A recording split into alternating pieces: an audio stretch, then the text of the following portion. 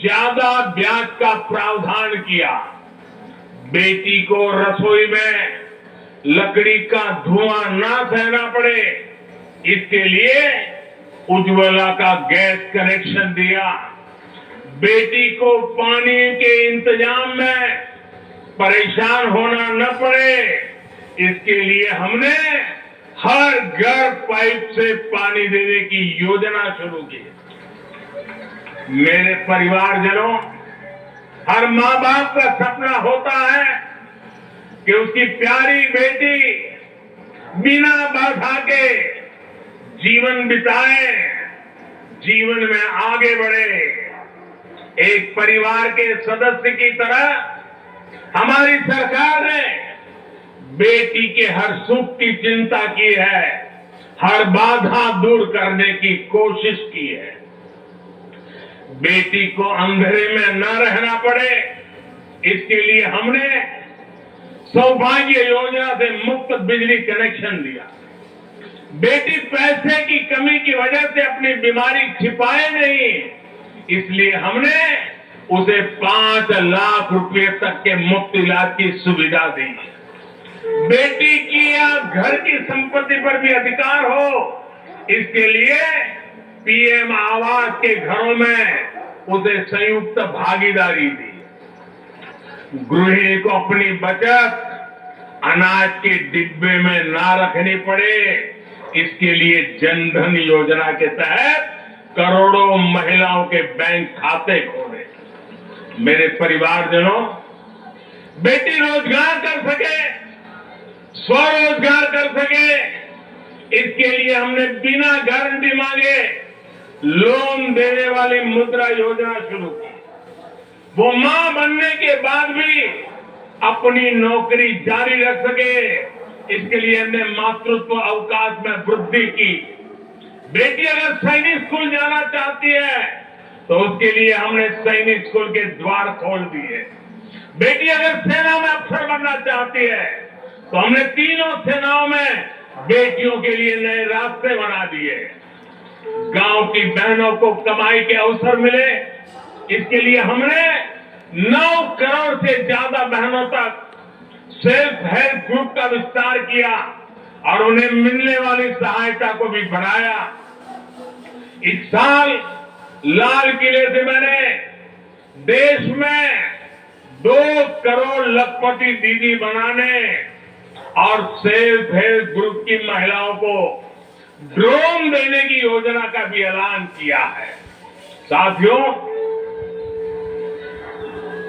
सामाजिक स्तर पर भी 3 तलाक जैसी जिन कुरीतियों के कारण महिलाओं पर अत्याचार होते थे, हमने कानून बनाकर उन्हें रोका है।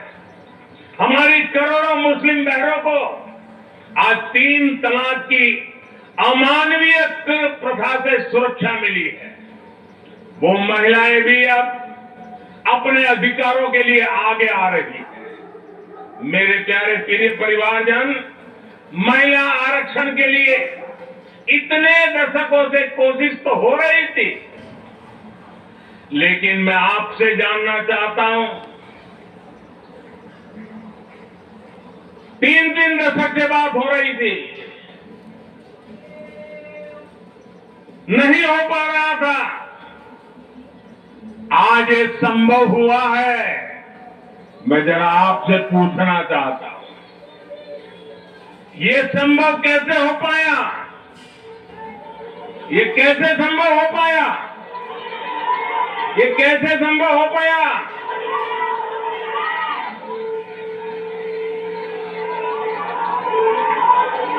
कैसे संभव हो पाया?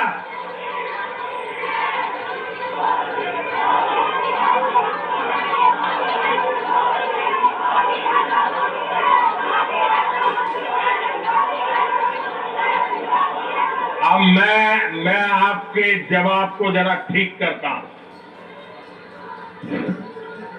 ये मोदी ने नहीं, ये आपने किया है, करोड़ों देशवासियों ने किया है। और ये कैसे किया है? उसका एक सबसे बड़ा कारण है देश की जनता ने, देश के मतदाताओं ने, विशेष करके मेरी माताओं बहनों ने वोट देकर के एक पूर्ण बहुमत वाली मजबूत और फिर बनाई सरकार बनाई। और उसी का कारण है आपने जो सरकार को मजबूती दी, आपने जो सरकार को बहुमत दिया, उसी की ताकत है कि आज ये सरकार फैसले भी ले पा रही है और संसद में जाकर के 30 साल से लटके हुए काम को भी पूरा कर पा रही है। और इसलिए दोनों सदनों में इस सरकार से पास होना इस बात का साक्षी है कि पूर्ण बहुमत वाली स्थिर सरकार होती है तो देश कैसे बड़े फैसले लेता है, कैसे पड़ावों को पार करता है। जब देश में पूर्ण बहुमत वाली सरकार आई तो इतना बड़ा काम हो पाया। हमने महिला हित में हर स्तर पर फैसले लिए, किसी के राजनीतिक स्वार्थ को महिला आरक्षण के सामने दीवार नहीं बनने दिया।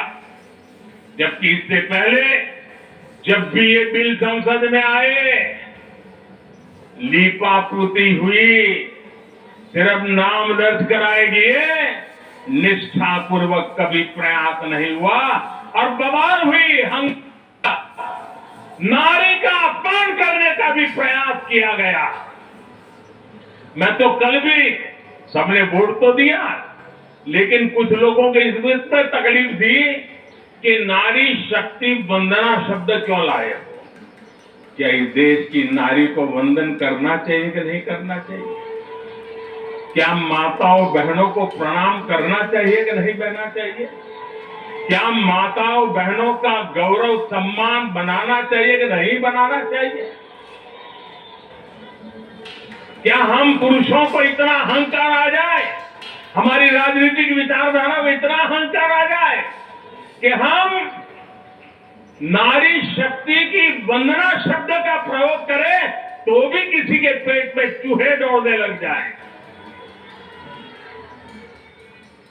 लेकिन अब आज जब देश में पूर्ण बहुमत की स्थिर सरकार है तो महिला आरक्षण बिल, नारी शक्ति वंदन अधिनियम एक सच्चाई बन गया है।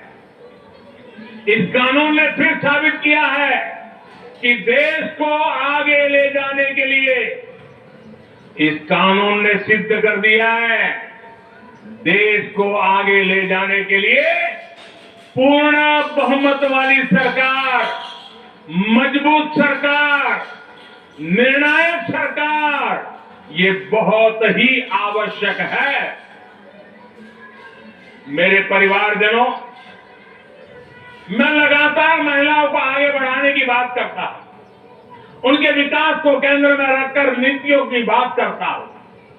ऐसा इसलिए क्योंकि मैंने महिलाओं के नेतृत्व को, उनके सामर्थ्य को, उनकी रिजल्ट देने की काबिलियत को देखा है।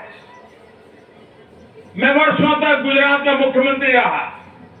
मेरे अपने अनुभव है कि जब मातृशक्ति को काम मिलता है तो कैसे परिणाम देती है। हमने गुजरात में समृद्ध ग्राम की योजना बनाई थी और उसमें एक विशेषता थी कि जहां पर गांव के प्रधान के रूप में महिला के लिए आरक्षण है, वो सीट रिजर्व है, अगर उस गांव के सब लोग मिलकर के निर्विरोध उसको चुनते हैं और सभी पुरुष अपने आप को विड्रॉ करके सारे मेंबर महिला, 100% महिला मेंबर, उनको मैं समृद्ध ग्राम पंचायत कहता था। और गुजरात में हजारों ऐसी पंचायतें बनी थी जिसमें एक भी पुरुष सदस्य नहीं था, 100% महिला सदस्य थी और उत्तम से उत्तम विकास के काम उन्होंने करके दिखाया था। साथियों, महिलाओं की शक्ति, उनकी सोच क्या होती है, इसके मेरे पास अनेक उदाहरण हैं। गुजरात में तो मैंने बार बार इस सामर्थ्य को देखा था। मैं नया नया मुख्यमंत्री बना था, तो एक गांव की महिलाओं ने मेरा समय मांगा। वो गांव के चुने हुए लोग थे, तो बोले सब महिलाएं मिलना चाहती हैं। तो मैंने कहा भाई मैं नया था, अभी तो मुझे 6 महीने भी नहीं हुए थे। तो मैंने कहा काम क्या है, आप ग्रामीण विकास मंत्रालय को मिलिए, फलाने को मिलिए। नहीं बोले साहब उनका तो आग्रह है, वो आपको मिलना चाहते हैं। वो गांव की माताएं बहनें थी। मैंने कहा अच्छा भाई एक दिन बुला लेना, मैं मिल लूंगा। वो मिलने आई, 8-10 महिलाएं थी और उसमें सबसे ज्यादा पढ़ी लिखी जो बहन थी वो शायद 7वीं 8वीं कक्षा तक पढ़ी लिखी। तो मिलने आई, बोले हमारे गांव ने तय किया है कि एक भी पुरुष मेंबर नहीं होगा, सबकी सब महिला मेंबर होगी और इस बार गांव की प्रधान भी महिला होगी। तो मैंने उनको पूछा अच्छा इतना बड़ा आपको अवसर मिला है। अच्छा जब समय मांगा तो मुझे लगा शायद वो कुछ पैसों के लिए आएंगे, कुछ योजना लेने के लिए आएंगे। तो मैंने उनसे पूछा कि आपकी क्या अपेक्षा है और आप क्या करना चाहती है। 7वीं 8वीं कक्षा पढ़ी लिखी वो गांव की प्रधान महिला और बाकी मेंबर तो उससे भी कम पढ़े लिखे थे। वो 8-10 बहनें आई थी, गांव की बहनें थी। पहली बार गांधीनगर देखा था। उन्होंने मुझे जो जवाब दिया, मैं समझता हूं सार्वजनिक जीवन में काम करने वाले हम सबके लिए प्रेरणा है।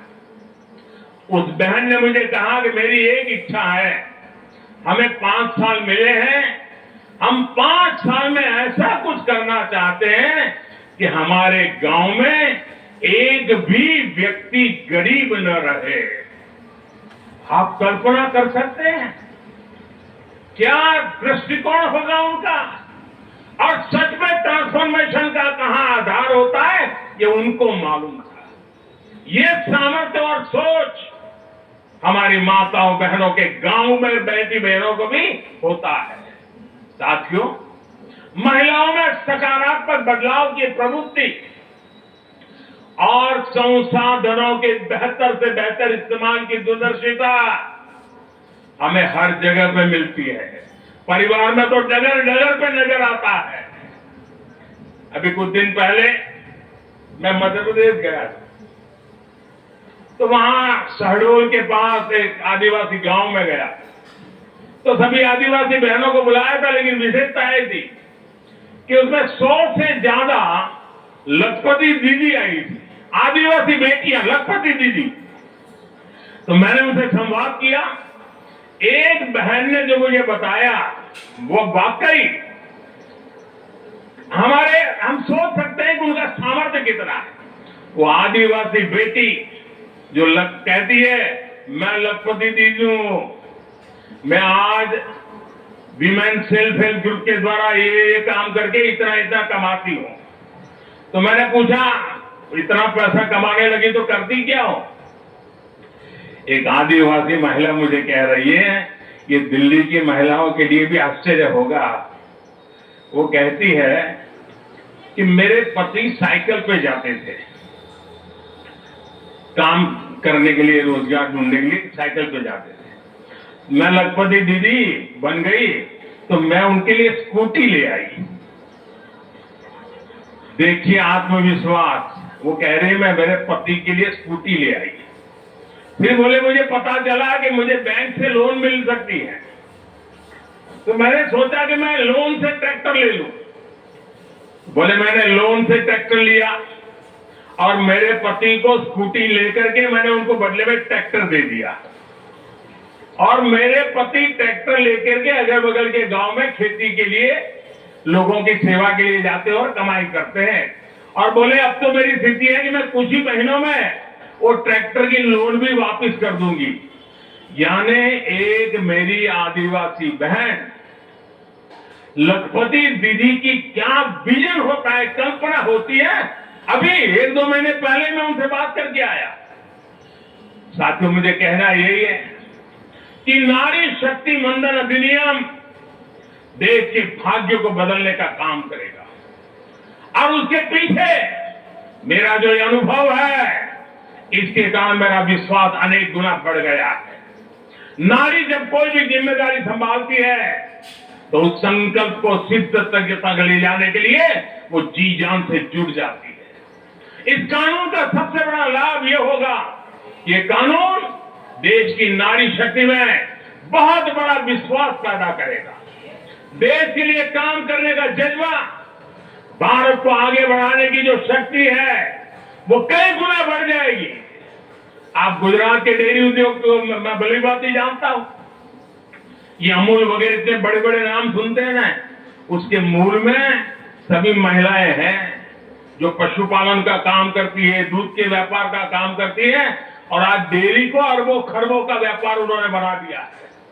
हम लोग लिज्जत पापड़ जानते हैं, आदिवासी महिलाओं ने शुरू किया हुआ प्रकल्प आज मल्टीनेशनल कंपनियों को टक्कर मारने वाला लिज्जत पापड़, ये हमारी नारी शक्ति का परिचय देता है। ऐसा हर राज्य में आपको मिलेगा। उनका ये जो कौशल है, सामर्थ्य है, जो भगवान ने उनको नैसर्गिक गुण दिया हुआ है, वे कभी भी खराब क्वालिटी को स्वीकार नहीं करते हैं। हो सके उतना अच्छा करना, अच्छे ढंग से करना, ये सामर्थ्य होता है। और ये शक्ति जब राष्ट्र निर्माण में सक्रिय होती है तब राष्ट्र कितना आगे बढ़ सकता है, इसका हम अंदाज लगा सकते हैं। महिलाओं के इसी कौशल का, उनकी लीडरशिप का उपयोग अब आने वाले दिनों में देश को होने वाला है। हमारी संसद में भी नारी शक्ति का महत्व दिखा है। सारे दलों को इस बिल का समर्थन करना पड़ा है। अब मान लीजिए यही लोग हैं जो पहले बिल फाड़ा करते थे, आज उनको बिल को समर्थन करना क्यों पड़ा? क्योंकि देश भर में पिछले 10 साल में महिला एक शक्ति बनकर के उभरी है। और हमने संसद में पहुंचने से पहले देश में सामर्थ्य जुटा दिया ताकि संसद में कोई हिल न पाए, इसका पूरा प्रबंध करके हम सदन में गए। ये आप ही के सामर्थ्य पर भरोसा करके मैं गया था, ये आप ही की शक्ति पर भरोसा करके मैं गया था, और आपकी शक्ति ने रंग दिखा दिया कि सभी राजनीतिक दलों को इस परिवारजनों, आज परिवार से लेकर पंचायत तक, इकोनॉमी से लेकर एजुकेशन और एंटरप्रेन्योर